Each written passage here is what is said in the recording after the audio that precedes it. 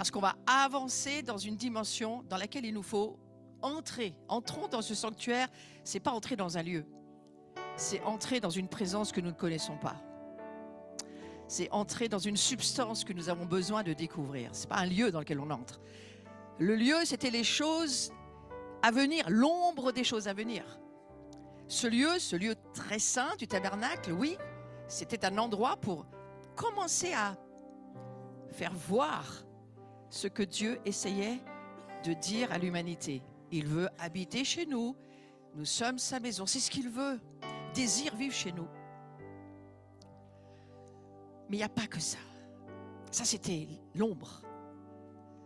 Il va envoyer Jésus, non pas pour détruire les anciennes choses, mais pour les transformer. Et on est dans un âge où tout se transforme. Vous avez remarqué, je n'ai pas besoin de développer, la transformation à tous les niveaux, même, on va dire, numérique, qu'elle soit, même dans les mathématiques, tout se transforme. Parce que c'est Dieu qui est le transformateur. Et la gloire, c'est la substance même de la transformation. Si vous regardez Jésus, il a passé sa vie à se transformer. D'abord, Melchisédek, c'était curieux pour Abraham. Ensuite, il s'est transformé, il s'est fait trois personnes différentes. C'est un grand mystère. Si vous regardez Jésus, il a passé sa vie à transformer les choses. De l'eau en vin, des malades guéris, des os qui se redressent. Tout. C'est un grand transformateur.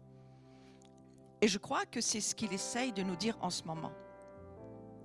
Si nous voulons vivre avec lui, il va falloir s'habituer à la manière dont il est et sa manière de penser et de vivre. Parce que ce n'est pas lui qui s'habitue à nous. Il vient habiter chez nous si nous le laissons être lui-même. Mais si nous voulons transformer Dieu à notre image et à notre manière d'homme, il y a bien des chances que ça ne fonctionne pas très longtemps.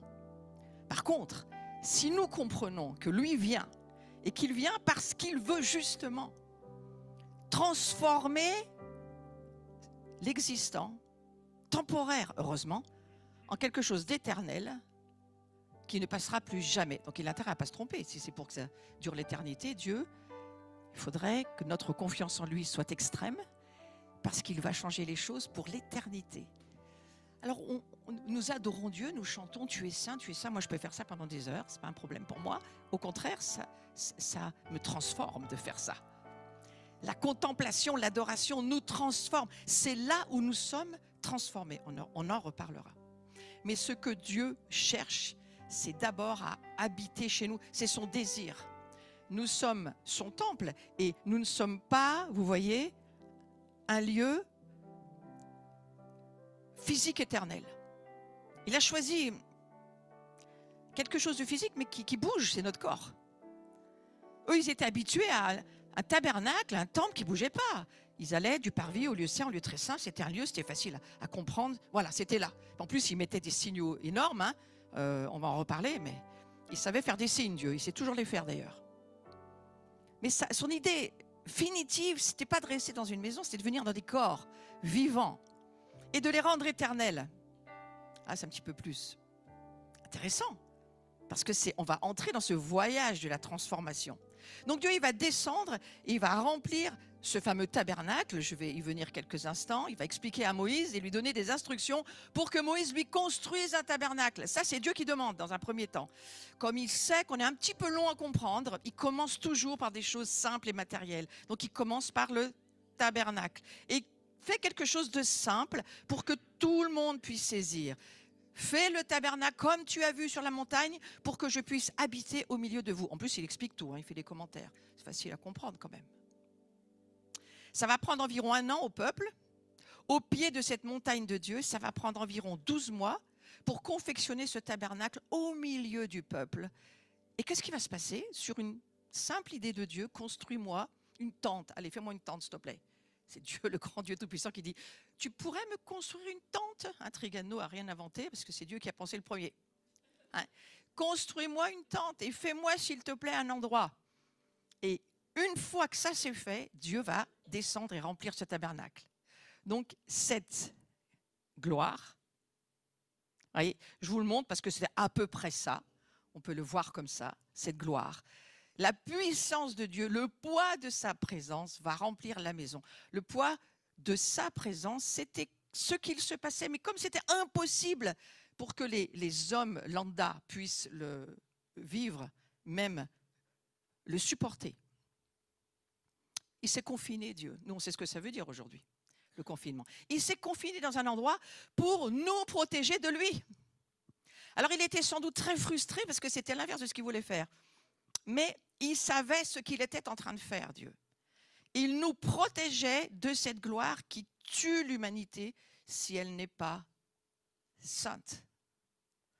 On va lire le texte très vite, Deutéronome 1, versets 6 à 8. L'Éternel, notre Dieu, nous a parlé à Horeb en disant « Vous avez assez demeuré dans cette montagne, tournez-vous et partez. » Et si on disait ça dans les églises, parfois on se sentirait peut-être un petit peu mal. Ouais. Quittez cet endroit, allez ailleurs, partez, ça va, c'est pas là où il faut rester. Allez à la montagne des Amoréens et dans tout le voisinage, dans la plaine, sur la montagne, dans la vallée, dans le Midi, sur la côte de la mer, au pays des Cananéens, au Liban. Il ne sait plus quoi dire, il énumère les extrémités de la terre pour dire allez ailleurs que là où vous êtes. Il nomme le Liban, c'est intéressant. Jusqu'au grand fleuve, au fleuve d'Euphrate. Voyez, j'ai mis le pays devant vous, allez, prenez possession du pays que l'Éternel a juré à vos pères, Abraham, Isaac et Jacob, de donner à eux et à leur postérité après eux. Donc ce que moi j'entends Dieu dire, c'est « Vous avez assez demeuré sur cette montagne ». Parfois on se trouve dans des lieux, dans des endroits, même nous, des perspectives spirituelles, des doctrines, on ne peut pas sortir, c'est la vache sacrée, elle est là, on est assis dessus, on n'en sort pas de cet endroit-là. Et pourtant Dieu va dire « Vous avez assez demeuré ». Mais c'est là où tu nous avais dit d'être. Oui, mais je n'ai pas changé d'avis, c'est vous qui n'avez pas compris que c'était pour un temps donné de venir dans cet endroit, dans cette tente. Mais c'était juste un préambule, en fait. Donc, il n'y avait aucun problème avec cette montagne. Oui, mais c'est quand même là qu'on a la gloire. Oui, mais la gloire, elle a bougé. Ah. Ils avaient l'expérience dans ce lieu-là. Ils ne comprenaient pas qu'il fallait aller ailleurs. Et on va plonger directement dans Hébreux 12, au verset 18. Vous ne vous êtes pas approché d'une montagne qu'on pouvait toucher. Dieu vient dire exactement l'inverse de ce qu'il avait dit avant. Non, il suit sa pensée, il ne dit pas l'inverse. Il est en train de nous faire rentrer dans la transformation de la gloire. C'est ça que ça veut dire.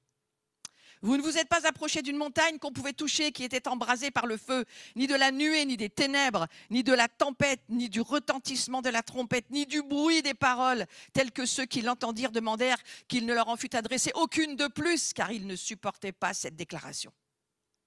Si même une bête touche la montagne, elle sera lapidée. Et ce spectacle était si terrible que Moïse dit « Je suis épouvanté et tout tremblant. » Mais, quand il y a un mais, il faut être attentif.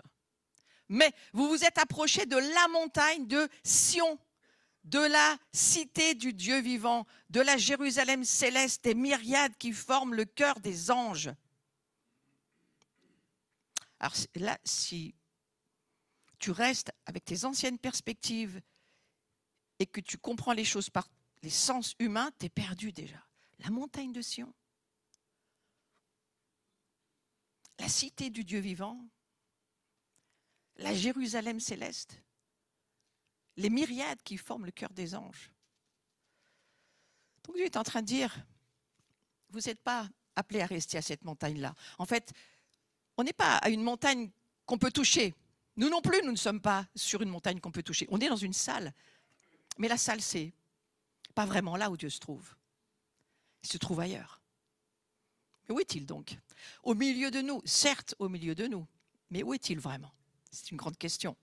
On n'est pas venu pour trouver ces gloires anciennes, on n'est pas venu au Mont Sinaï, on n'est pas venu à la loi, à la réglementation de la vie chrétienne.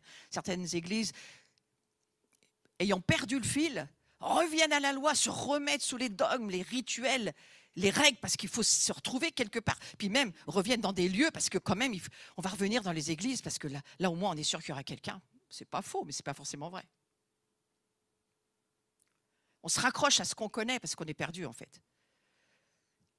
Cette montagne, elle était peut-être bonne, Parce que c'était la montagne où Dieu a donné les 10 commandements. Mais oui, mais c'est l'église, moi, où j'ai tout appris, je ne peux pas en sortir. J'ai entendu un frère, il n'y a pas longtemps, je ne vous dirai pas qui ni où, mais il n'y a pas très très longtemps, qui m'a dit, ça faisait 57 ans que j'étais dans cette église et j'avais décidé que j'en sortirais jamais. Du coup, c'est eux qui m'ont mis dehors. Je lui ai dit, mon frère, c'est pas eux qui t'ont mis dehors, c'est Dieu qui essaye de faire que tu lui obéisses. Ça fait 57 ans que tu n'entends rien. Ah, ça n'a rien de drôle, hein? Alors, ça faisait peut-être pas 57 ans qu'il n'obéissait pas, mais il était tellement attaché à sa montagne. Il était tellement attaché à ce qu'il avait l'habitude de faire qu'il ne pensait pas que Dieu pouvait lui demander autre chose. Mes amis, ce qui va nous sauver en termes de guérison, délivrance, c'est d'obéir à Dieu et de faire ce qu'il nous dit. Et d'accepter d'être transformé, c'est un petit peu l'idée du sujet sur lequel je vais. La loi, en fait, qui était bonne sur l'ancienne montagne, le mont Horeb, elle est devenue malédiction lorsque le Père a dit « Quittez cette montagne et allez dans les nations ». Ce n'était pas la loi écrite sur ces tables de pierre dont il était question. La loi, elle nous a condamnés et personne ne pouvait lui obéir. Combien d'endroits nous entendons même dans combien de cœurs? Moi, je ne vais même pas parler d'église, je vais parler de l'église, oui, le cœur de l'église. Quand on entend et qu'on voit la manière de vivre, ce qui tient les personnes, c'est ou de la superstition ou d'essayer de suivre la loi. Mais la loi, on ne peut pas la suivre. Elle a été écrite pas pour qu'on la suive. Elle a été écrite pour qu'on se rende compte qu'on ne peut pas la suivre. Et que justement, on a besoin de quelqu'un pour la suivre. Et ce quelqu'un, nous, on sait qui c'est aujourd'hui. À l'époque, c'était un petit peu plus compliqué. Mais c'est Dieu qui leur parlait en direct. Il avait quand même mis Hollywood manifestation. Hein. Les colonnes de nuée, les colonnes de feu, elles étaient visibles, elles étaient réellement visibles. Donc Dieu se montrait, il ne se cachait pas. Il confinait sa présence, mais il montrait qu'il était là et tout le monde pouvait le voir. Donc, il y a une façon de vivre à laquelle on ne peut plus se conformer. Elle ne nous emmènera jamais dans la gloire. Or, mon sujet, c'est que nous puissions aller de plus en plus, vivre, être cette gloire de Dieu. Et pour cela, il nous faut de la transformation. C'est le sujet de tous mes cours du jeudi. Nous allons vivre de plus en plus des transformations qui vont nous permettre d'être enfin ce que Dieu dit que nous sommes. Et on va aller sur ce sujet. Donc, la loi était bonne et Dieu l'a donnée.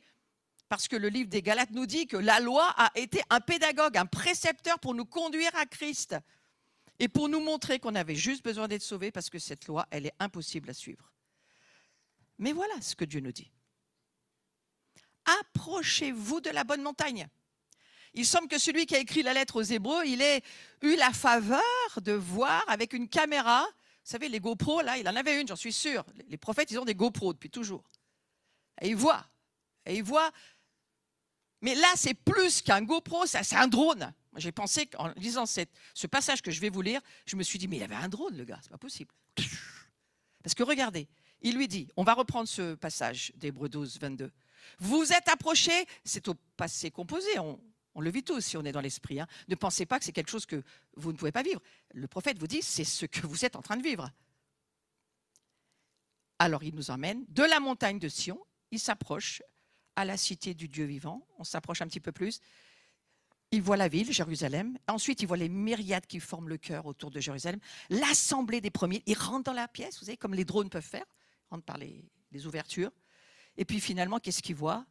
Il voit l'assemblée des premiers-nés, inscrits dans les cieux. Il voit le juge qui est là, les esprits des justes. Et puis il voit Jésus, qui est le médiateur de la nouvelle alliance. Et il voit le sang de l'aspersion, qui parle mieux que celui d'Abel. Bien sûr qu'il connaissait les textes, bien sûr. Mais n'empêche que il le répète d'une manière extrêmement précise. Voilà, vous vous êtes approchés, là vous êtes sur la bonne montagne, vous êtes au bon endroit. C'est ça qu'il nous dit. Et maintenant, de cet endroit, Christ nous conduit depuis cet endroit de gloire en gloire. Moi, je vois une église depuis je ne sais pas combien de siècles qui essaye de s'approcher de quelque chose. Mais il y a longtemps que vous êtes dedans. Vous approchez pas, continuez à marcher. La route est ouverte. Le sang de Jésus a permis que nous puissions avoir accès à cette montagne, c'est-à-dire cette gloire, on va l'appeler comme ça pour qu'on s'y retrouve. Et 2 Corinthiens 3,18 nous dit « Nous tous qui sans voile sur le visage », contrairement à certains, contemplons comme dans un miroir la gloire du Seigneur, nous sommes transformés à son image. Nous sommes transformés à son image, de gloire en gloire. Dis ça à ta propre vie. Je suis transformé à son image, de gloire en gloire, par l'Esprit du Seigneur. Ce passage biblique, il parle de la grandeur, de la majesté de la nouvelle alliance en Jésus-Christ. Mais il y a un grand contraste avec l'ancienne alliance qui a été donnée à Moïse sur le mont Sinaï. Il n'est pas question de cette montagne-là, il est question d'une autre montagne. Alors je vais sauter au verset 27 d'Hébreux 12. Ce sont quelques images, hein. Si jamais ça pouvait percuter votre âme, parce que votre esprit est déjà percuté, mais c'est votre âme qui a besoin d'être percutée. Ces mots, une fois encore, indiquent le changement des choses ébranlées, comme étant faites pour un temps, afin que les choses inébranlables subsistent. C'est pourquoi, recevant un royaume inébranlable, montrons notre reconnaissance, en rendant à Dieu un culte, ce que nous sommes en train de faire ce matin, qui lui soit agréable, avec piété, avec crainte, car notre Dieu est un feu dévorant. Toutes ces transformations ont un but, c'est de rendre le royaume de Dieu que nous sommes inébranlable.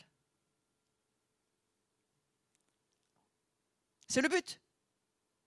Que nous devenions inébranlables au travers de tout ce que nous vivons. On a un bel exemple en ce moment, je trouve quand même. C'est Israël. On a un bel exemple.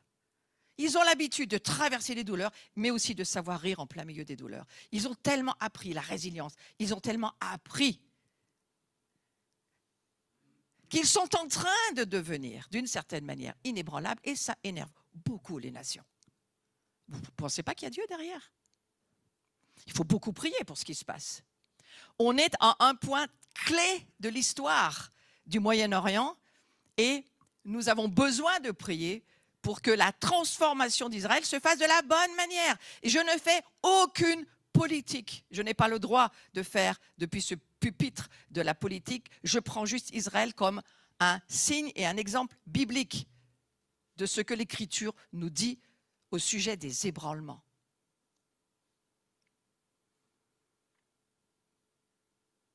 Le but, il va y avoir beaucoup d'ébranlements. Nous nous y attendons. Nous ne nous attendions peut-être pas à cela, mais nous nous attendons à des ébranlements. Guerre, famine, bruit de guerre. Lisez les évangiles. Nous devons résister. Résister. Le besoin d'être ébranlé pour devenir inébranlable. Nous devons dire à Dieu, j'accepte mes ébranlements, Seigneur. Avec un cœur bien tourné. C'est-à-dire qu'ils servent à ce que je devienne, pour ton royaume, inébranlable. Oui? On va prier pour un plus grand poids de la gloire de Dieu en nous. C'est ce dont il s'agit. C'est la prière que je fais pour nous ici ce matin, pour tous ceux qui vont me regarder en replay. C'est ma prière pour toutes les personnes qui sont connectées ce matin à la parole de Dieu que je libère de ce pupitre. Nous prions afin de prendre la décision de marcher dans la lumière. La lumière de Dieu. Comme toi, Dieu, tu es toi-même lumière, afin que nous soyons en communion mutuelle les uns avec les autres. Il n'y a aucune possibilité de lumière si nous ne marchons pas en communion les uns avec les autres. Ah oui, mais moi, la communion, c'est compliqué, tu comprends, je n'ai pas le temps. Je suis tellement pris à droite, à gauche. Eh bien, relisons la Bible. Ouais. Repartez dans les grandes orientations de l'intimité avec Dieu. Repartez dans l'importance du lieu secret. Repartez dans l'histoire de Marthe et Marie. Toutes tes préoccupations, tes agitations, Marthe, c'est bien, mais c'est Marie qui a la bonne part. Elle est dans le repos. Elle sait qu'elle fera tout ce qu'elle a à faire, mais qu'il faut d'abord qu'elle soit avec moi. Ah. Si nous marchons dans la lumière, qu'est-ce qui va se passer ? Nous sommes en communion les uns avec les autres. Qu'est-ce qui va se passer? Le sang fonctionne. L'Église va être ce qu'elle est vraiment, sainte, parce que le sang fonctionne. Le sang ne peut pas fonctionner s'il n'y a pas ni communion ni lumière.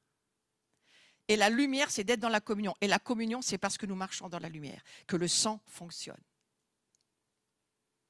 Et on ne peut pas échapper à cela. Dieu nous oblige à la communion fraternelle. Dieu nous oblige à la famille. Dieu nous oblige à aimer ton prochain comme toi-même. Dieu nous oblige. Parce que c'est ce qu'il est. Donc si nous marchons dans la lumière, comme lui-même, il est, c'est pas il a de la lumière, hein, il est lumière, alors on est en communion mutuelle. Alors le sang est puissant. Mais si nous disons que nous n'avons pas de péché, nous nous séduisons nous-mêmes et la vérité n'est point en nous. Nous sommes des saints, oui, certes, mais qui péchons encore, c'est certain. Nous devons le reconnaître et dire, oui, nous péchons, mais oui, Seigneur, ta loi est impossible à suivre, il nous faut ton sang, il nous faut la puissance de Jésus-Christ en nous, et avec Jésus, c'est possible. Ouais. Et bien sûr que Jésus, il est fidèle, il est juste, il nous pardonne, parce que c'est ce que son Père a décidé, que son sang faisait le travail à notre place. Si ce n'est pas de l'amour, ça. Hein. Et cette gloire, eh bien, elle nous oblige à vivre ensemble. J'ai fait connaître ton nom aux hommes, Jean 17, la prière sacerdotale de Jésus. J'ai fait connaître ton nom aux hommes que tu m'as donnés du milieu du monde. Ils étaient à toi. Vous remarquez que c'est à l'imparfait. Ils étaient à toi. Tu me les as donnés. Ils ont gardé ta parole. C'est toujours à l'imparfait. Maintenant, ils ont connu que tout ce que tu m'as donné vient de toi. Car je leur ai donné les paroles que tu m'as données. Ils les ont reçues.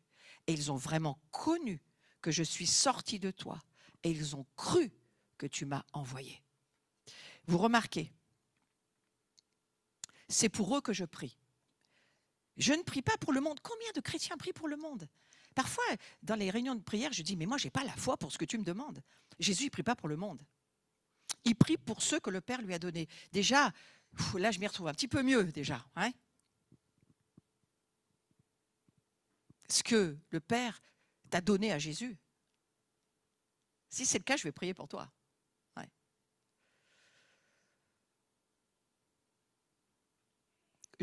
C'est pour eux que je prie. Je ne prie pas pour le monde, mais pour ceux que tu m'as donnés parce qu'ils sont à toi. Tout ce qui est à moi est à toi, tout ce qui est à toi est à moi. Je suis glorifié en eux. Je ne suis plus dans le monde. Eux, ils sont dans le monde. Et je vais à toi, Père Saint. Garde en ton nom ceux que tu m'as donnés, afin qu'ils soient un comme nous. Il y a un but. Nous sommes gardés, pas pour vivre dans nos petites vies de famille, tranquilles avec nos enfants, nos petites histoires personnelles, humaines, charnelles. C'est pas pour ça. C'est pas du tout pour ça que Jésus est mort. Jésus n'est pas mort pour ça. Il est mort pour qu'il y ait un ensemble spirituel, un ensemble qui va monter sur la montagne sainte, un ensemble qui va chercher les esprits des justes, un ensemble qui va vouloir découvrir la Jérusalem céleste, un ensemble qui va payer ces prix-là pour être qui Dieu dit que nous sommes en Christ. Pas des chrétiens qui vivent dans leur chair, dans leur âme, dans leurs décisions personnelles. Ce n'est pas pour cela que Jésus prie. Jésus prie pour ceux qui s'engagent à être en Christ et à vivre sur cette montagne dont il est tellement question dans la parole de Dieu. On remarque, si on va vers le verset 12 de ce passage de Jean 17, lorsque j'étais avec eux dans le monde, je les gardais en ton nom. J'ai remarqué ce verbe garder. Garde en ton nom ce que tu m'as donné. J'étais avec eux dans le monde, je les gardais en ton nom. J'ai gardé ce que tu m'as donné. Sans arrêt, Jésus va dire, j'ai gardé, j'ai gardé, j'ai gardé. Pourquoi? Parce que c'est un berger, Jésus. Il garde ses brebis, c'est nous. Il est très attentif à nous garder. Il veille, c'est le grand veilleur. C'est le grand sentinelle, le grand guetteur. Il veille sur nous. On n'a pas idée de comment Jésus veille. C'est plus un drone qu'il a, c'est des jumelles toute la journée. Il a sans arrêt les yeux fixés sur nous. On n'en a pas conscience, mais il nous le dit dans l'Écriture. Je garde, je te garde, je te garde, je te garde. Comprends ce que Jésus fait. Et aucun d'eux ne s'est perdu, sinon le fils de perdition, afin que l'Écriture fût accomplie. Alors afin qu'ils soient un, si on lit Jean 17, je prie que tous soient un, comme toi, Père, tu es en moi et comme je suis en toi. C'est la prière de Jésus extrêmement importante. Je leur ai donné la gloire que tu m'as donnée, afin qu'ils soient un, comme nous sommes un. Verset 23, moi en étant en toi, afin qu'ils soient parfaitement un. Si jamais on n'aimait pas la répétition, il y en a un certain nombre. Et ça continue au verset 24. De nouveau, je leur ai fait connaître ton nom, je leur ferai connaître. Mais tout cela pour quoi faire? Pas pour venir tous les dimanches matins m'asseoir dans l'église et puis attendre que Jésus revienne. Ce n'est pas du tout le but. Hein. Le but, c'est afin que l'amour dont tu m'as aimé soit en eux et que je sois en eux. Père, je veux que là où je suis, où est Jésus? Sur la montagne, là-haut. Sa montagne sainte, c'est là où il est Jésus. Ce que tu m'as donné soit aussi avec moi. Jésus, ce que Jésus veut, c'est que tu sois avec lui. Comment c'est possible? Dans notre humanité charnelle, impossible. Mais Dieu a rendu l'impossible possible. Donc moi, je vais faire un grand raccourci, parce que je vais aller plus loin que là aujourd'hui. Il a fallu donner notre âme et notre corps, notre chair à Jésus pour que nous puissions vivre de l'esprit. Il a fallu que notre esprit devienne vivant. Notre esprit, d'une âme vivante que nous étions, dit la Genèse, nous sommes devenus, c'est un verbe d'état, un esprit vivifié. Et Dieu nous a fait esprit pour que nous puissions vivre là où est Jésus. C'est pour ça qu'il nous a fait esprit, pour que nous puissions, dès que nous prions, être avec Jésus, là où il se trouve, sur la montagne sainte, là où il y a les myriades d'anges, là où il y a la Jérusalem céleste, là où il y a le juste juge, là où il y a l'esprit des justes que nous sommes, là où il y a les premiers-nés inscrits, c'est nous. Donc on devient esprit pour vivre avec Jésus là où il est, mais pas tout seul, ensemble. La condition c'est, il faut qu'il soit un pour être avec nous. Ah, ça pique. Ça pique même dans les couples. Hein. Ça pique même dans les familles. Combien de familles ne prient pas ensemble, ne peuvent pas, le mari et la femme disent, ils sont chrétiens, mais jamais ils sont le genou plié devant Dieu, à demander de l'aide à Dieu, ne serait-ce au moins que pour se parler une fois dans la journée. Ouais. Dieu nous a donné cette gloire, mais il y a un but, mes amis. Donc ici, c'est l'amour dont tu m'as aimé soit en eux, que je sois en eux. L'idée de l'amour. L'amour. Le but, c'est, pourquoi il nous met ensemble? Pour qu'on refasse l'Arche de Noé? Non. Non, parce qu'en plus, l'Arche de Noé, ce n'était pas vraiment ça. Il nous a mis ensemble parce qu'il teste l'amour de son épouse et de notre cœur. C'est le test. Mettez-vous ensemble et on va voir. Le grand miracle, hein, c'est le cénacle, la chambre haute. Ils sont restés quand même un certain nombre de jours ensemble. Il n'y a pas eu un mort. Magnifique. Dieu nous a donné cette gloire. Il y a un but, c'est pour qu'on soit un. C'est la communion fraternelle. C'est le fait d'apprendre à vivre ensemble. Combien fuient cette communion? N'y croient pas, n'en veulent pas. Mes amis, si nous fuyons cette communion, si nous n'y croyons pas, si nous n'en voulons pas, nous ne vivrons pas ce que Dieu promet. La gloire de Dieu. C'est pour ça que Satan travaille tellement à la séparation, à la rupture.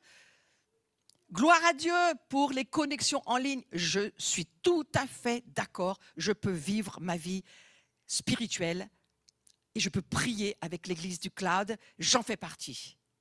Je suis d'accord avec ça. Je ne critique aucunement cette nouvelle manière de vivre pour certaines choses. Nous avons des réunions de prière le mardi soir. On n'a jamais été aussi nombreux. C'est magnifique et c'est réel. Parce que tout ce que nous vivons, c'est par la foi. Tu peux très bien être en présentiel et ne pas être là, être en ligne et être là. Donc, doucement, les amis. Avec vos manières de voir les choses, parfois, vous pouvez peut-être barrer la route à quelqu'un qui vit vraiment quelque chose parce que lui, il ne peut pas faire autrement. Mais par contre, il nous a donné cette gloire et il y a un but. C'est pour cette communion. Et cette communion, elle est indispensable. Est-ce que nous pourrions proclamer vouloir porter ensemble la gloire de Dieu? Est-ce que nous croyons que nous la verrons grandir en nous? Pas seulement en moi, mais en nous. Est-ce que nous voulons porter cette gloire? Et est-ce que nous voulons la voir grandir en nous? Si vous dites en nous, ça veut dire qu'il y a quelqu'un d'autre avec vous. Hein? Puis il y a beaucoup d'autres avec vous, que vous connaissez, vous êtes en relation, vous savez, vous êtes connectés. Le connecté, hein? La connexion, c'est un téléchargement. La vie de l'autre est téléchargée dans votre vie et vous la connaissez, cette vie, et vous pouvez aider, savoir où la personne elle en est et elle sait où vous en êtes.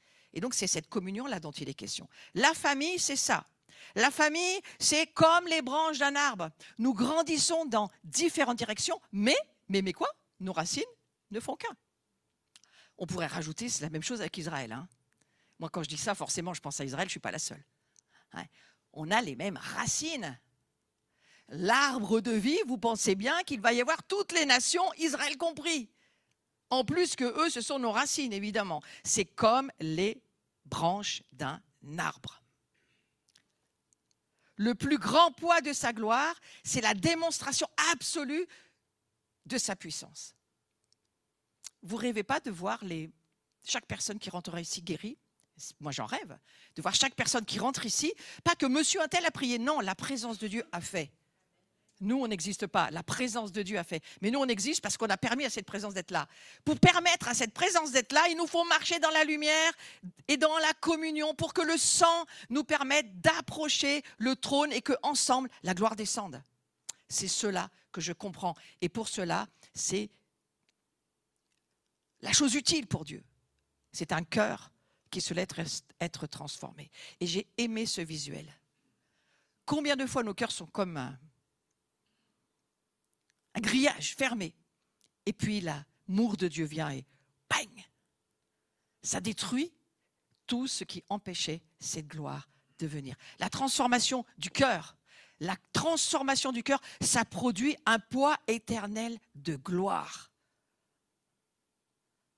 Pas seulement une personne qui vient à Jésus, ça évidemment c'est une immense gloire. La gloire vient s'installer chez quelqu'un. On peut se réjouir. Ah oui, mais on ne sait pas si... La gloire vient s'installer chez quelqu'un. Point. Dieu veut habiter chez des pécheurs parce qu'il va les transformer en saints. C'est ça son plan.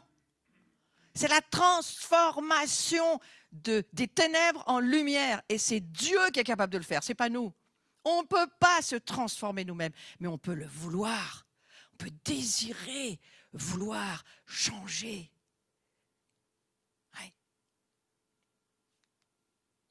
Le plus grand poids de gloire, c'est la transformation. La transformation constante de notre âme, de notre pensée, de notre caractère. Ça se trouve où? Dans le cœur. On peut tracer une ligne qui partage entre ce que la religion ne peut pas faire et ce que Dieu peut faire.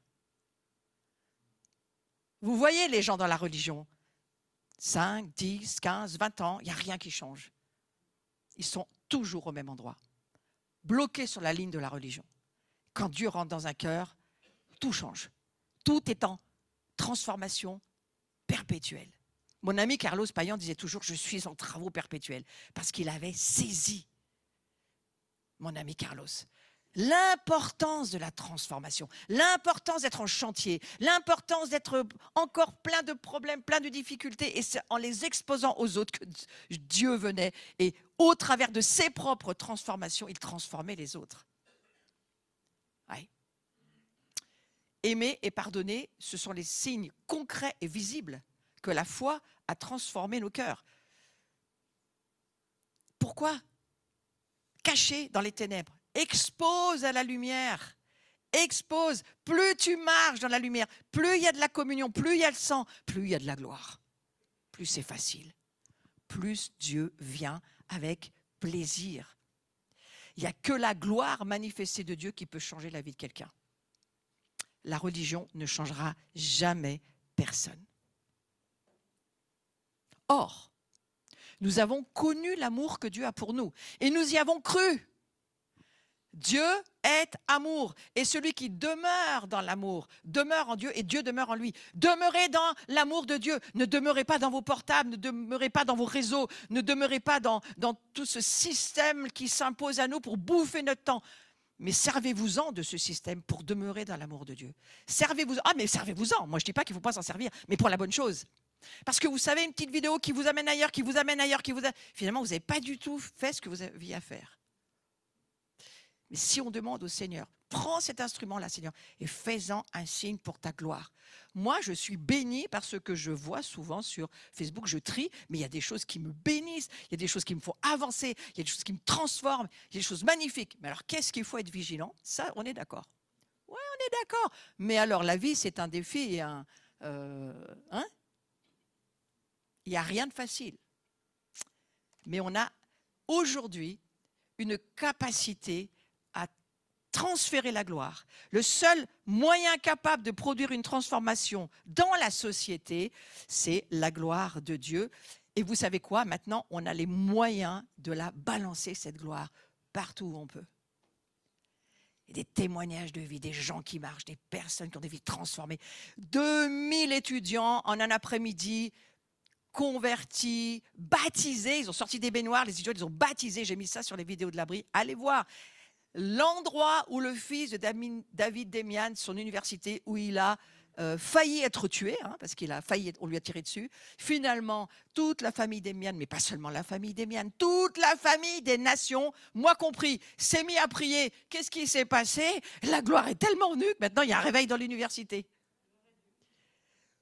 Si on y croyait, il y aurait plus de monde à la réunion de prière, vous ne croyez pas?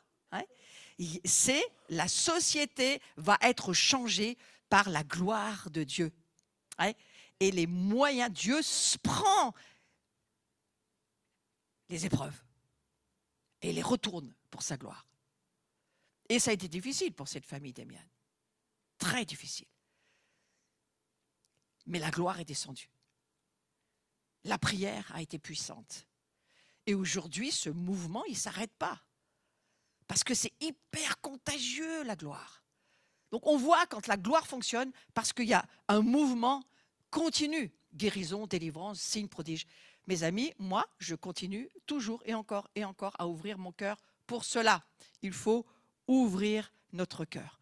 Ouvre ton cœur. Ne dis pas, ouais, moi j'y crois pas, ça c'est chez les Américains, on n'y arrivera jamais, regarde où on en est, on va aller à l'église à côté parce que ça sera mieux. Non, non, non, tu restes. Si Dieu t'a pas déplacé de ta montagne, tu restes sur la montagne où tu es, mais tu restes par la foi et tu crois. Et tu crois que les choses vont arriver. Moi, j'y crois. J'ai eu un téléphone jeudi soir, juste après mon cours, d'une personne qui a été touchée par le travail que j'offre, parce que c'est ça l'idée. Je ne veux pas dire où, je veux juste dire cette personne, 60 ans de tourment, de misère. Une personne haut placée dans un ministère qui, dans les nations, est connue de partout.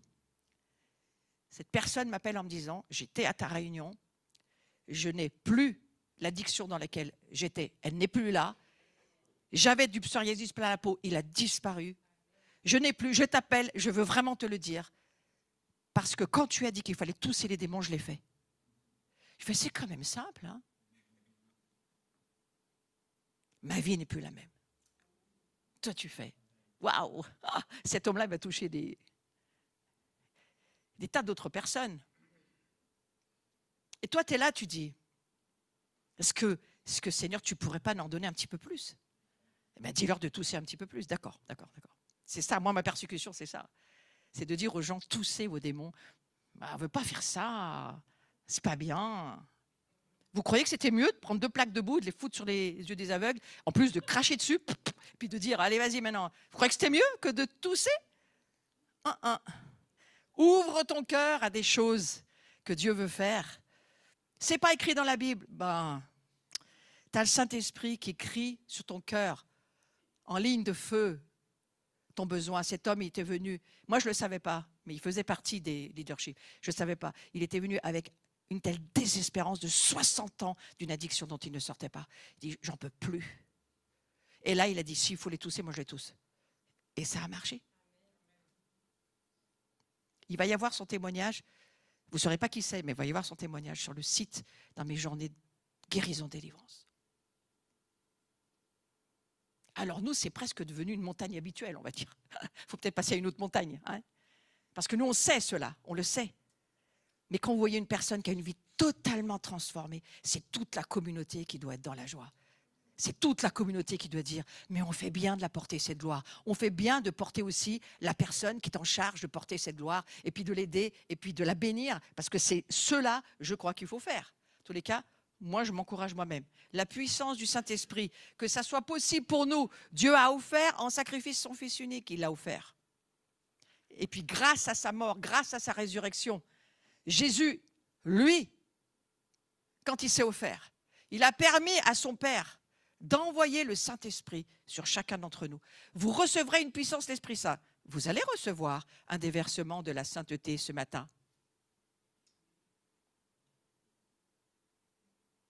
Waouh! Vous allez recevoir ce matin un déversement de la puissance, de la sainteté de Dieu. Il faut que ces paroles, elles brûlent dans ton cœur. Vous allez recevoir une puissance. L'Esprit Saint. Le problème, c'est quand la religion l'a trop fait entendre et qu'il ne s'est jamais rien passé, c'est mort.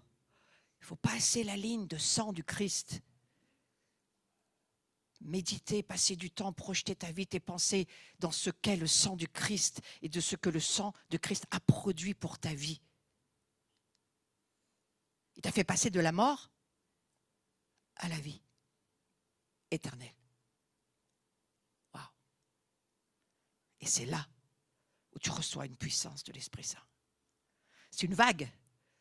C'est une vague qui va toucher, pas seulement ici dans ce lieu, mais qui va aussi toucher notre nation. C'est une vague qui arrive, une vague de gloire, une vague de sainteté, une vague sainte. Il faut déjà savoir qui tu es, il faut y croire, il faut marcher dans cette révélation, et il faut méditer, projeter tes pensées, passer du temps au pied du Seigneur, dans le lieu très saint, dans le secret de la parole de Dieu. Adorer Dieu, oui, avec des chants ensemble, oui, mais entrer dans le lieu secret, adorer Dieu avec sa parole qui prend feu et qui met nos cœurs en feu et qui nous sanctifie. C'est cela que ça veut dire, la sanctification. Donc après avoir donné ta vie à Jésus, tu reçois la puissance de l'Esprit Saint. Mais est-ce que tu y crois? La seule possibilité de le vivre, c'est par la puissance de l'Esprit Saint. Recevoir le Saint-Esprit, c'est par la puissance du Saint-Esprit. Donc on va entrer dans le dévoilement du mystère de la gloire de Dieu. Écoutez, on va prendre ce passage et on va bouger dedans. 2 Corinthiens 3.3 si vous voulez bien prendre vos Bibles, vos téléphones, peu importe, mais lisez avec moi ce qui est écrit et examinez toutes choses. Donc je vous invite à vous laisser pénétrer de cette parole vivante qui, comme une épée, peut ce matin transformer ta vie. Allons-y. Vous êtes manifestement. Qu'est-ce que ça veut dire, vous êtes manifestement? Eh bien, ça veut dire que vous le manifestez, ça se voit, c'est tangible, il y a des signes. Ça se voit sur votre vie, on voit autour de vous, il se passe des choses. Vous venez raconter les miracles que vous vivez, vous venez raconter les guérisons, les délivrances, les gens que vous amenez à Jésus. Vous venez raconter, vous voyez les gens être transformés. Vous êtes un transformateur pour les autres comme pour vous-même. Manifestement, ça veut dire la main de Dieu est sur vous. Manifestement. Vous êtes manifestement une lettre de Christ écrite par notre ministère, non avec de l'encre, mais avec l'Esprit du Dieu vivant. Non sur des tables de pierre, mais sur des tables de chair, sur les cœurs. Donc je reprends. Vous êtes manifestement une lettre de Christ écrite avec l'Esprit du Dieu vivant sur des tables de chair, sur vos cœurs. C'est là où ça se trouve. J'enlève tout le négatif et je garde que le positif. Vous êtes une lettre écrite par la puissance du Saint-Esprit. Verset 4, cette assurance-là, nous l'avons par Christ auprès de Dieu. Ce n'est pas à dire que nous soyons par nous-mêmes capables de concevoir quelque chose comme venant de nous-mêmes. Voilà, au moins il est honnête. Notre capacité, au contraire, vient de Dieu. 25. Ça, c'est, selon moi, c'est pourquoi nous rendons gloire à Dieu. Oui, nous rendons gloire à Dieu parce que Dieu est saint, glorieux, il se manifeste. Si des pécheurs tentent de rendre gloire à Dieu, dans leur cœur, il y a un décalage. Ils savent pécheurs, ils rendent gloire à un Dieu de gloire, et eux, ils se savent pécheurs. Comment est-ce qu'ils peuvent rendre gloire de rester des pécheurs? Mais si ces personnes-là savent qu'elles ne sont plus des pécheurs, la gloire les habite. Elles sont devenues comme celui qu'elles glorifient.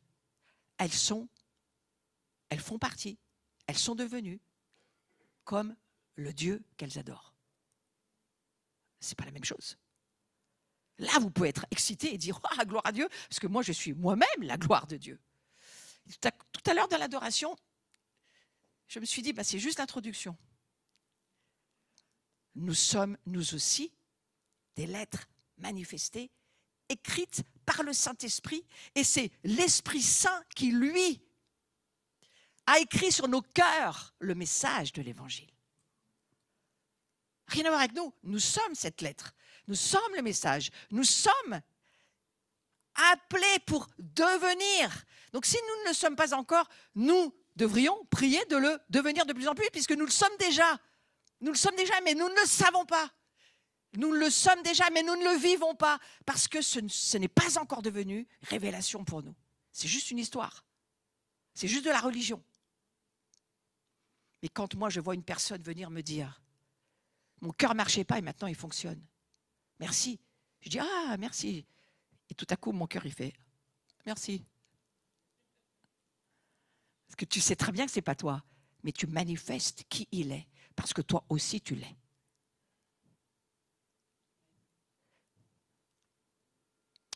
Il nous a aussi rendus capables, c'est là-dessus que j'aimerais m'arrêter, il nous a rendus capables d'être ministres d'une nouvelle alliance. Non de la lettre, mais de l'esprit. La lettre tue, tu peux savoir la Bible par cœur et ne rien voir changer dans ta vie. C'est juste que tu la sais par cœur. Mais si cette parole, elle est remplie du feu et de la puissance de Dieu, elle transforme les choses, en toi et chez les autres. La première fois de ma vie que j'ai chassé un démon, ça m'a transformé. Et ça a évidemment transformé l'autre personne aussi. La gloire nous transforme. Elle manifeste qui est Dieu. Et c'est dans l'expérience de la connaissance que nous sommes transformés. Nous sommes transformés par cette gloire. On va lire la suite. C'est tellement important ce passage. Si le ministère de la mort, il va loin là, parce que le ministère de la mort, c'était quand même le ministère de Moïse, hein, et il y avait quand même de la gloire, vous vous souvenez? Alors on va lire. Si le ministère de la mort, gravé avec des lettres sur des pierres, a été glorieux. Vous voyez, il peut y avoir des gloires qui sont des ministères de la mort, parce qu'elles sont passées, c'était des anciennes gloires. Il n'est plus question de cette gloire-là, de cette manière-là, dans cette saison-là. C'est fini ça. Il le dit, le ministère de la mort, gravé avec des lettres sur des pierres, a été glorieux. Il a été glorieux à son époque parce qu'il ne pouvait pas faire autrement que comme ça. Jésus n'était pas venu, c'était un ministère de gloire, mais qui ne pouvait pas perdurer, il était temporaire, et donc il est mort, ce ministère-là. Il a été glorieux au point que les fils d'Israël ne pouvaient fixer les regards sur le visage de Moïse à cause de la gloire de son visage, bien que cette gloire fût passagère. Combien le ministère de l'Esprit ne sera-t-il pas plus glorieux? Si le ministère de la condamnation a été glorieux, le ministère de la justice est de beaucoup supérieur en gloire. Et sous ce rapport, ce qui a été glorieux ne l'a point été à cause de cette gloire qui lui est supérieure. En effet, si ce qui était passager a été glorieux, ce qui est permanent est bien plus glorieux. Ce qui est permanent est bien plus glorieux.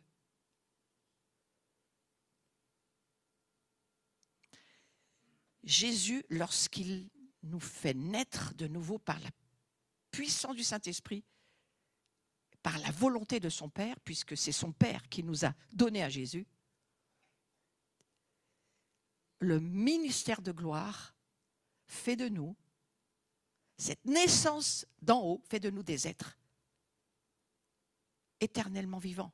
Vous le savez très bien, puisque vous chantez dans certains chants « Merci parce que tu nous as donné la vie éternelle ». Qu'est-ce que ça veut dire? C'est un ministère de gloire éternel qui n'a ni commencement ni fin. Et nous devenons ces êtres spirituels, éternels. Monte sur la montagne, la bonne. Quitte la montagne de l'incrédulité. Quitte la montagne de la peur. Quitte la montagne de tes doutes. Monte sur la montagne de la foi et vois ce que Dieu est en train de te dire. Lorsque les cœurs se convertissent au Seigneur, il n'y a plus de voile. Lorsque les cœurs se convertissent, lorsqu'ils se laissent être transformés, lorsque la foi les transforme, lorsque la parole devient vraie, vérité, vie, chemin, nous entrons non seulement dans la présence de Dieu, mais Dieu entre en nous. Et il y a un échange de vie. Jésus prend la mort que nous portions, que nous étions, pour mettre en nous la vie éternelle. Le ministère de gloire, c'est celui-ci dont il est question. Et regardez, or, l'Esprit du Seigneur, le Seigneur, c'est l'Esprit. Et là où est l'Esprit du Seigneur, là est la liberté. Nous tous, qui le visage découvert, contemplons comme dans un miroir la gloire du Seigneur, nous sommes transformés. Chaque fois que tu viens rencontrer Dieu, tu es transformé. Chaque fois que tu lis la Bible et que ces paroles brûlent, qu'elles sont vraies, parce que ce n'est pas de la religion, c'est juste que tu as passé la ligne par le sang de Jésus. Tu sais qui tu es, tu sais que tu es devenu un être spirituel éternellement vivant et que cette gloire vit en toi. C'est là où tu peux contempler celui qui te fait devenir qui il est. La gloire que nous sommes, dans la nouvelle création, elle n'est plus passagère. Elle est en train d'entrer dans l'éternité. C'est ça notre transformation. De la chenille au papillon, Thérèse d'Avila disait, je contemple le papillon que je suis devenu et je vois la chenille que je suis encore, mais qui est en train de disparaître. C'est ça que disait Thérèse d'Avila. En Christ, les voiles disparaissent. Nous contemplons comme dans un miroir. C'est cela, nous contemplons. Nous voulons faire tomber les voiles, entrer dans la vie en Jésus-Christ. Hein? Dans la nouvelle création que nous sommes, il est question de dire qui nous sommes et de vouloir beaucoup plus que ce que nous sommes déjà. Vouloir beaucoup plus que ce que nous sommes déjà. Alors nous allons prier cette prière si vous voulez bien. 2 Corinthiens 3, 18. Nous tous qui, le visage découvert, contemplons comme dans un miroir la gloire du Seigneur, nous sommes transformés en la même image, de gloire en gloire, comme par le Seigneur l'Esprit. Lorsque nous contemplons Jésus, lorsque nous lisons la Bible, nous contemplons Jésus. Si nous sommes sortis de la religion et que nous sommes entrés par le sang du Christ dans le domaine de la révélation. Il n'est plus question de connaissance cérébrale, il est question de révélation de l'esprit spirituel que nous sommes. L'esprit que nous sommes vit, se laisse être transformé, avance dans les poids de gloire. Au moyen de quoi? De la révélation. Il n'est pas question de connaissance cérébrale, il est question de révélation. Et alors, nous nous approchons de la montagne de Sion. La révélation, nous le savons. Nous nous approchons de la cité, du Dieu vivant, nous le savons. Nous nous approchons de la Jérusalem céleste, nous le savons par l'Esprit, nous le savons. Parce que nous contemplons ce que la Bible dit et nous le croyons. Et ce que nous croyons, nous le devenons. Alors, on va y aller très vite. On va amener ce qui nous barre de la gloire de Dieu. Qu'est-ce qui nous barre de la gloire de Dieu? Regardez, c'est très simple. C'est dans la communion fraternelle que se trouve la lumière. C'est pourquoi elle représente, cette communion, l'endroit où nous sommes testés. Plus intime est la communion, plus éclatante est la lumière. On n'y échappera pas, mes amis, c'est ce que la Bible dit. Et le sang n'agit que dans la lumière. Ça, c'est une petite révision pour pouvoir comprendre comment ça va fonctionner. Comment je vais pouvoir amener mon péché à la lumière? Eh bien, je vais amener et exposer dans ma vie tout ce qui m'empêche d'avancer dans la gloire de Dieu, sachant que la lumière absorbe les ténèbres. Alors je vais proclamer ceci, je vais proclamer maintenant que j'amène à la lumière tout souvenir affreux, péché caché. Et vous les citez ce matin et vous les citerez dans votre semaine, parce que c'est un message qui va continuer à perdurer dans votre esprit.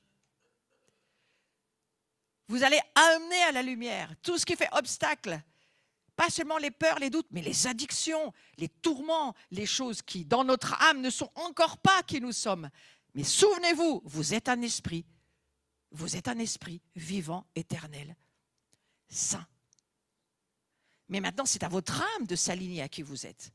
Donc tout ce combat-là, c'est notre transformation. Nous travaillons à la transformation de notre âme pour que notre âme puisse devenir porteur de cette gloire et même y participer et plus que ça, y adhérer, s'unir. Et toutes les parties de notre âme qui ne le sont pas, eh bien nous allons petit à petit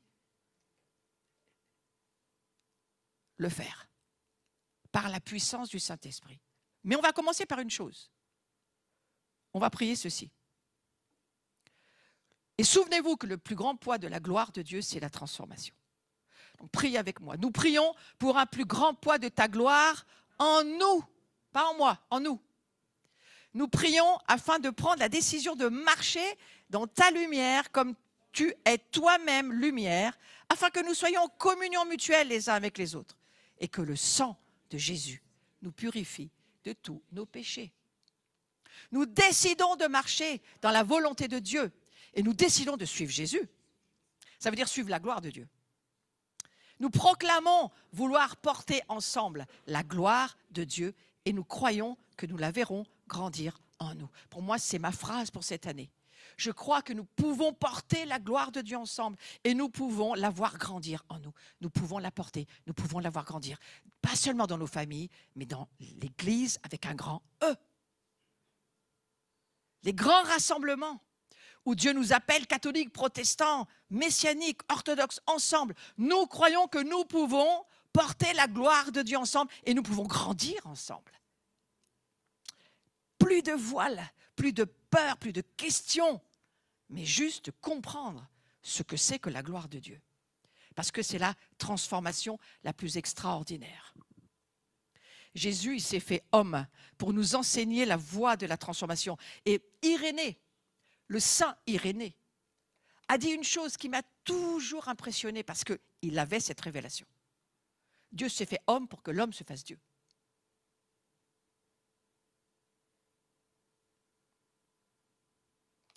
Et ceux qu'il a ainsi destinés, Romains 8,30, il les a aussi appelés à lui. Ceux qu'il a ainsi appelés, il les a aussi déclarés justes. Et ceux qu'il a aussi déclarés justes, il les a aussi conduits à la gloire.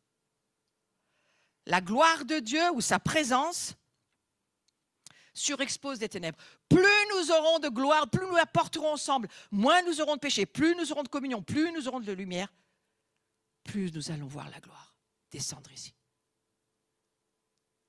Que ce soit l'AIMG, que ce soit la Maison de Jean, que ce soit à Gagnères, nos cœurs jubilent, Paray-le-Monial, partout nous allons, si nous croyons cela.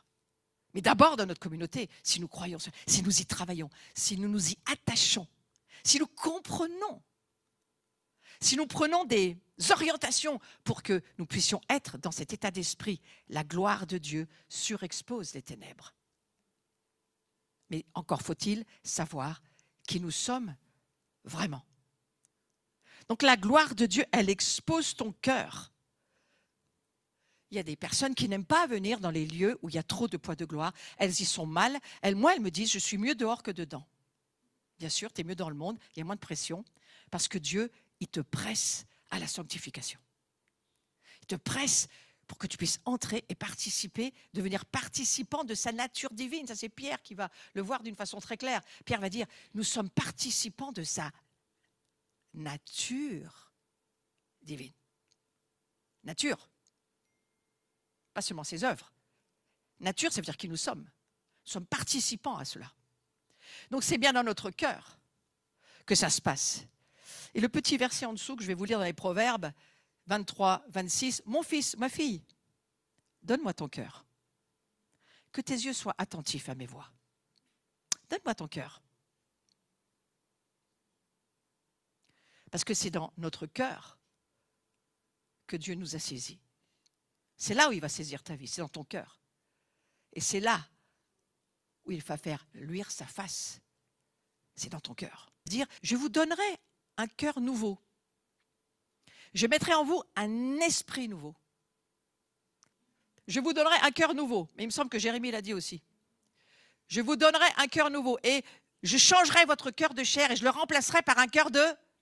Non, je changerai votre cœur de pierre et je le remplacerai par un cœur de chair. Parce que l'écriture a été écrite en premier sur des tables de pierre. Ce n'était pas un problème. Mais cette gloire-là, elle a passé. La gloire de l'ancienne alliance, elle a passé pour que ça devienne une gloire éternelle. Et l'éternité, elle est dans ton cœur, elle n'est pas ailleurs. L'éternité est dans ton cœur. Les prophètes annoncent de nouveaux événements. C'est le salut d'Israël ici, bien sûr. Le salut futur d'Israël. Israël le sait, Israël connaît. Elle sait que Dieu lui a promis son salut. Mais ici, il est question d'une nouvelle alliance. Ézéchiel 36, 26, il parle d'une alliance nouvelle que Dieu établira avec son peuple. Mais pas seulement d'une alliance nouvelle. Il parle de quoi? D'un cœur nouveau que Dieu va donner. C'est Dieu qui va nous donner ce cœur nouveau. Alors on va voir que cette autorité, on la découvre. Nous découvrons notre être créé à l'image de Dieu. Alors écoutez bien, parce qu'à partir de maintenant, il faut basculer dans ce dans quoi je vais. Encore un petit effort de concentration. Je sais que c'est long, mais je vais aller au bout. Nous découvrons notre être créé à l'image de Dieu. Vous savez que c'est Éphésiens 4, 24 qui nous dit ça? C'est Paul qui l'écrit. Notre être est créé à l'image de Dieu, dans la justice et la sainteté de la vérité. Dis ça à ton âme. Je suis créé à l'image de Dieu, dans la justice et la sainteté que produit la vérité. Je suis créé saint, je suis créé juste, je suis le produit de la sainteté. Alors tu peux le répéter, mais il faut le croire. À un moment donné, il faut que cette parole, elle descende. Je suis créé à l'image de Dieu, je suis le produit de sa création. La nouvelle création, c'est le produit de la création de qui est Dieu. Et nous sommes créés dans la justice et dans la sainteté que produise la vérité. Ça fait 3 mois que je médite sur ce verset, il me transforme. Je commence à le croire maintenant.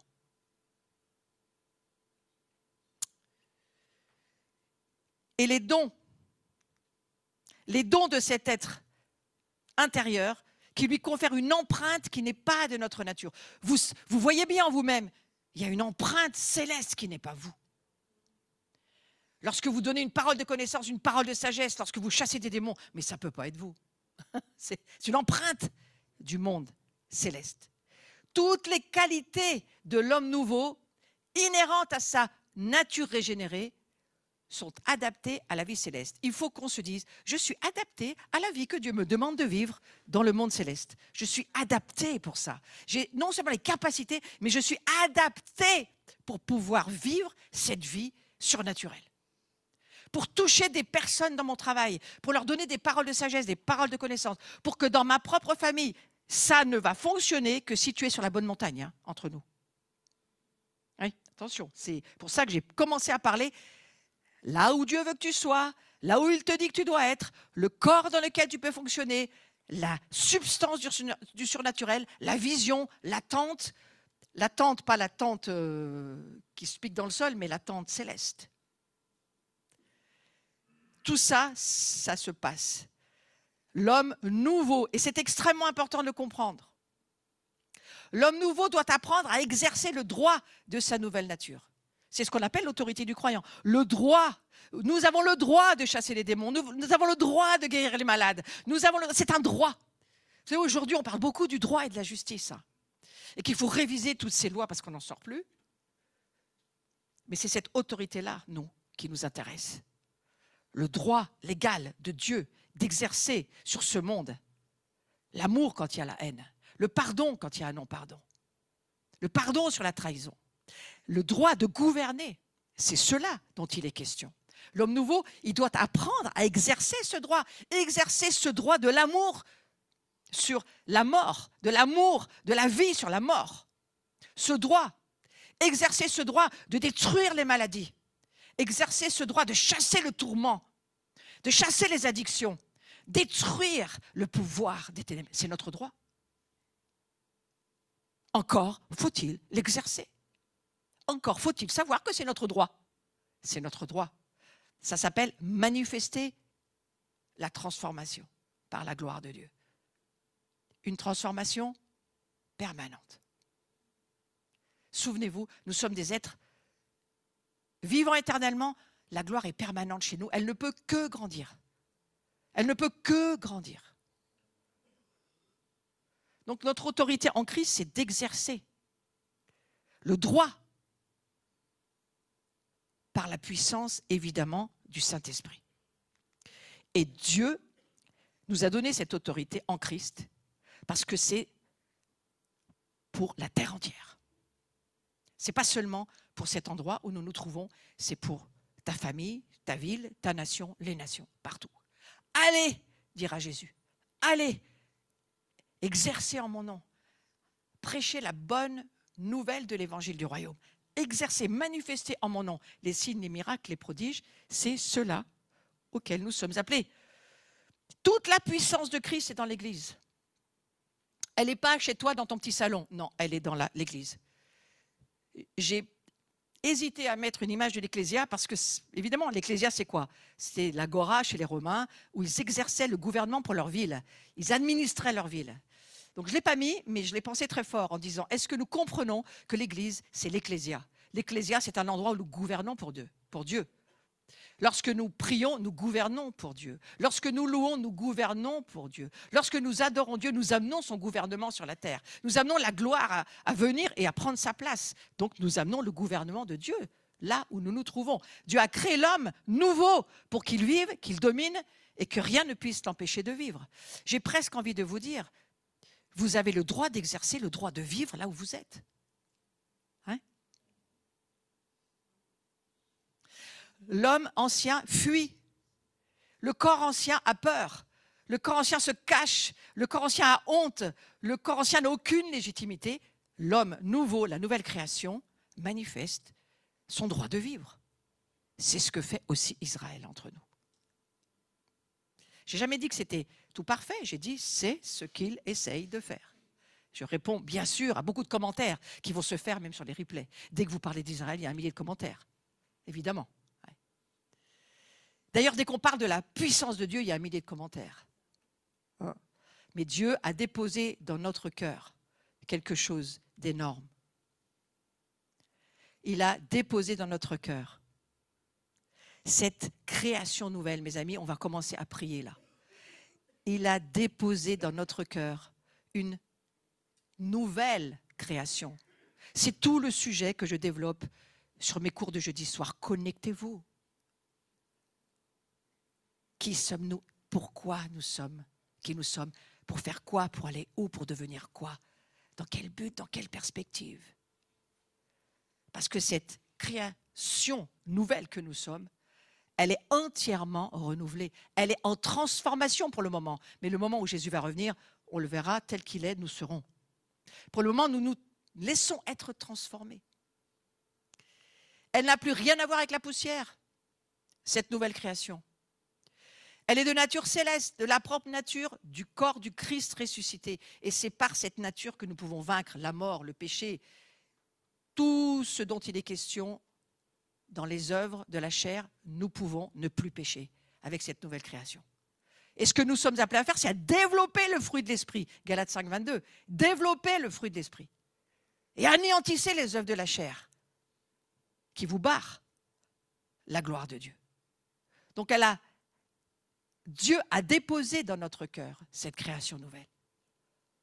Il l'a scellée par le Saint-Esprit, par son sang. Il scelle par son sang.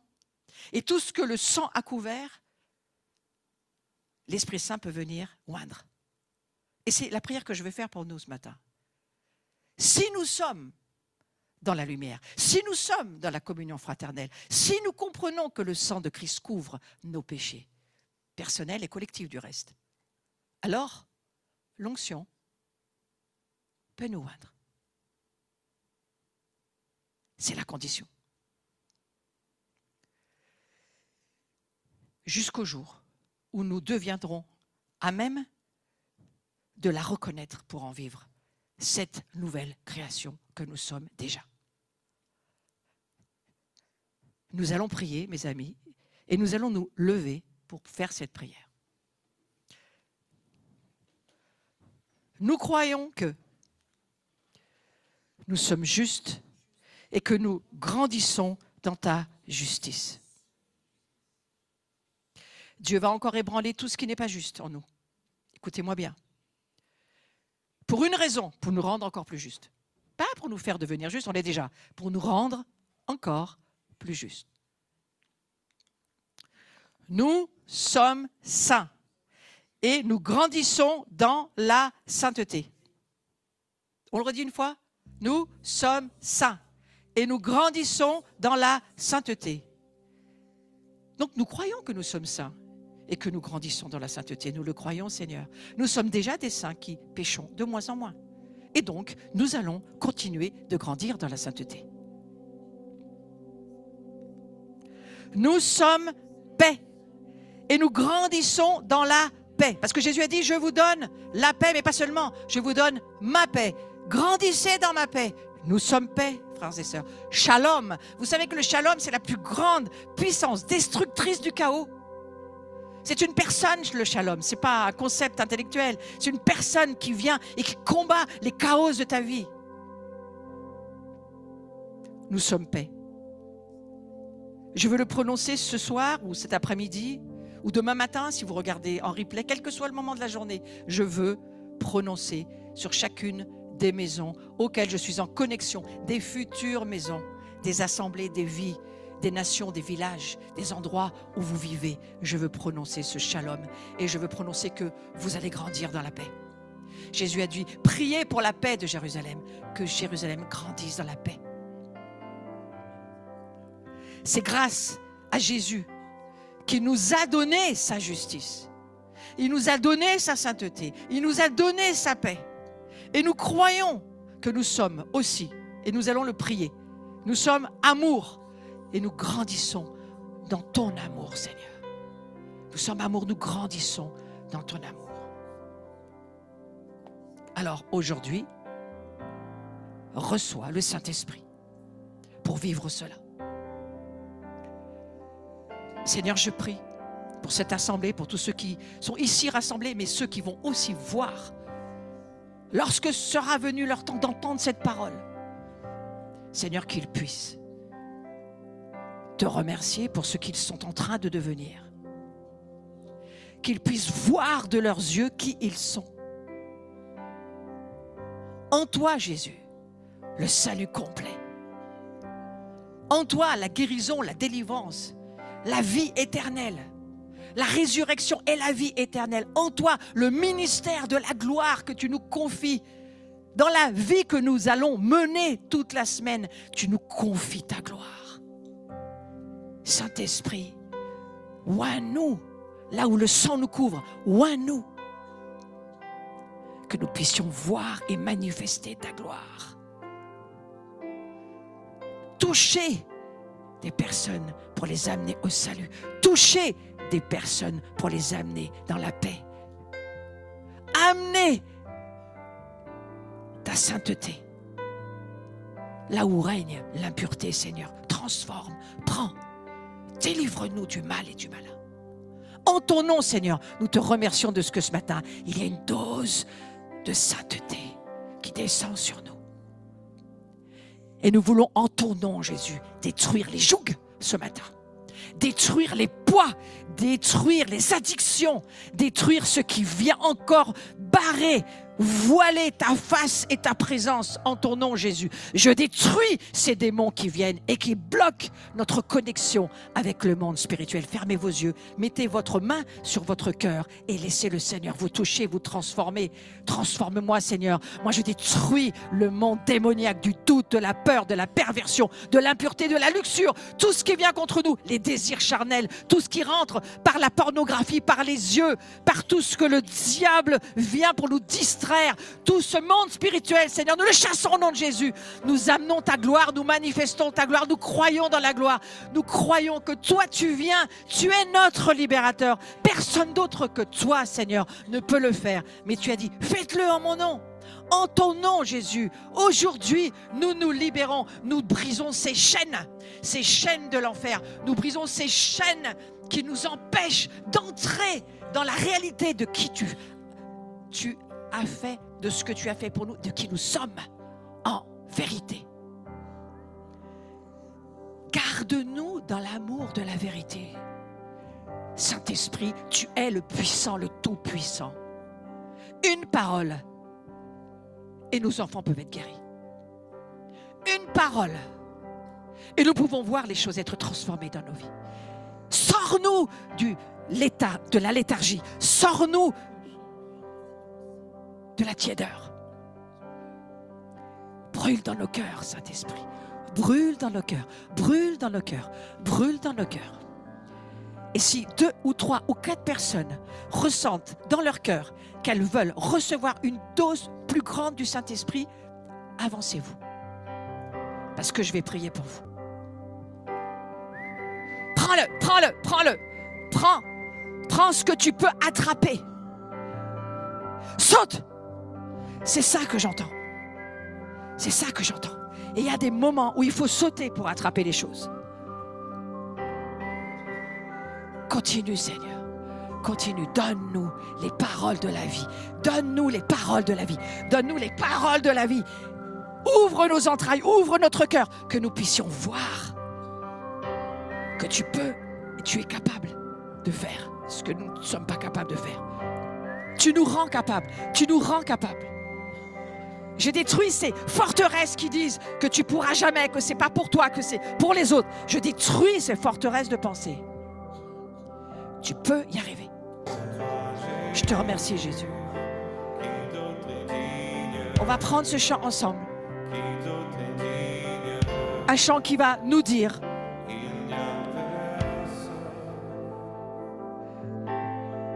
mais qui vient pardonner nos péchés. Cette grâce qui veut devenir de la gloire. Je vois en chacun de nous des bourgeons de grâce qui voudraient pouvoir s'épanouir, devenir un arbre, ne pas rester bourgeon toute notre vie, mais devenir un arbre et s'épanouir. Et nous voulons croire à ce que Dieu dit. Nous sommes appelés à être des arbres de vie. Pas seulement des bourgeons, des arbres de vie. Et laisse cette transformation se faire en toi. La parole de Dieu est un feu. The word of God is a fire consuming your heart. I speak English for somebody here in this place. A fire in your heart consuming your sins. Just believe him. Crois-le. Crois-le. Une parole et ma vie est transformée. Une parole et je suis devenu fille et fils de Dieu, libre. Libre. Sois libre, mon frère, ma soeur. Je vous invite à vous relever et on va prendre un chant. On va se relever.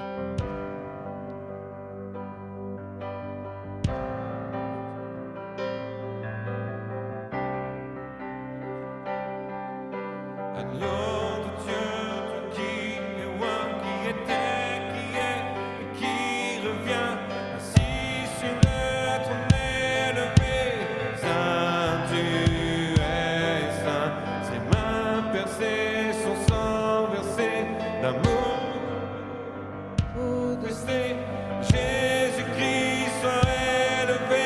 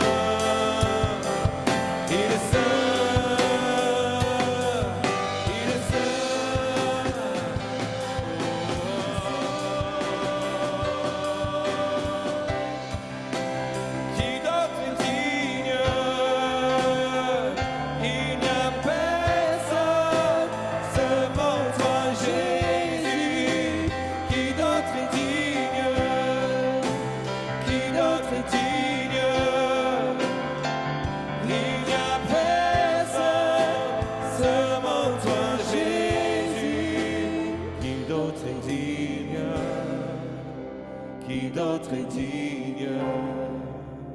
On a un autre grand rendez-vous, c'est la maison de Jean ici, dans cet endroit. On vous attend. Bien sûr, vous faites partie de la maison. C'est important d'être là. On voudrait vivre le plus possible l'intimité, la proximité, la transformation que produit l'adoration dans nos vies. C'est ça l'idée de la maison de Jean. Et de laisser aussi des temps de ministère et des temps d'enseignement, comme le Seigneur le décidera. On veut juste le suivre. Pour l'instant, il va y avoir Tal Aroni qui va venir à la place de Yuval. Tal est une magnifique jeune femme, pas seulement adoratrice, pas seulement louangeuse, enseignante, qui vit les profondeurs de ce qu'Israël vit, et on veut mettre des relations d'alliance avec la maison Revive. Donc Tal et une amie de là-bas viendront ici pour nous faire vivre et nous partager aussi leur cœur en termes de juives messianiques, représentantes de la maison Revive. Est-ce que Yuval viendra? Je ne pense pas, parce que Yuval est beaucoup trop pris sur cet été, mais il a délégué sa personne à Tal, donc pour nous ça va aller très bien. Tal est déjà venue, certains vous la connaissez, elle est déjà venue sur une maison de Jean. Ensuite, il y aura aussi Myriam Aguila, c'est une femme qui porte les cénacles catholiques d'une grande profondeur, nous l'aimons beaucoup. Le couple Astrid et Thierry Guéhière, qui sont des luthéros réformés, tous les deux remplis de la gloire et de la présence de Dieu, et ils cherchent, ils veulent vivre cette maison de Jean, ils cherchent aussi à rentrer dans cette transformation que produit la gloire de Dieu. Donc ils viendront nous amener aussi ce qu'ils portent. Astrid porte le grand mouvement des Esther en France, et elle est en train de lever aussi des conférences de femmes. Je pense qu'on en aura une chez nous, mais je ne sais encore pas quand. Ça va se décider bientôt. Et puis moi-même, Laurence Rabet. Il y aura Jean-Daniel Timothée Weiss. Voilà donc ce qui va se passer. Et puis une semaine exceptionnelle. Et j'en parle parce qu'il y a cette boîte ici. Cette boîte, c'est parce que nous voulons aider ceux qui veulent venir et qui ne pourront pas se le payer. Nous voulons aider ceux qui veulent passer du temps à Gagnères. On a déjà une personne qui nous a fait part de ses besoins. C'est une semaine comme la maison de Jean, mais en vacances, où on peut se baigner, il y a une piscine. C'est une semaine en vacances spirituelles, avec un grand chapiteau, où on a des temps d'enseignement, des temps spirituels profonds, mais on a aussi des temps de vacances, en vrai, où on peut aller à la rivière, on peut se baigner, on peut aller se promener, on n'est pas autre chose qu'en vacances quand même. Et là encore, alors c'est comme ça cette année, c'est de nouveau, on va dire, on porte nous l'abri, toute la louange, l'adoration. Donc c'est encore Laurent qui sera là, mais avec Jean-Daniel aussi. Timothée m'a dit, je veux venir en vacances avec ma femme. Nous, on vous propose des plages, et puis vous verrez avec Dieu là où vous pouvez venir. Mais je vous en parle parce qu'il faut réfléchir à ça. Alors certains m'ont dit, moi je viens aux 3. Ok, très bien, mais il y en a, ils ne peuvent pas. Il y en a, ils travaillent, ce n'est pas possible. Mais cette boîte, elle est là pour aider. Si vous voulez aller dans un de ces endroits, mais vous ne pouvez pas financièrement, vous venez me trouver. Vous venez me trouver, d'accord? Et nous, on croit que tous ceux qui veulent vivre quelque chose, ils peuvent le faire. Et on aidera sur ces domaines-là aussi.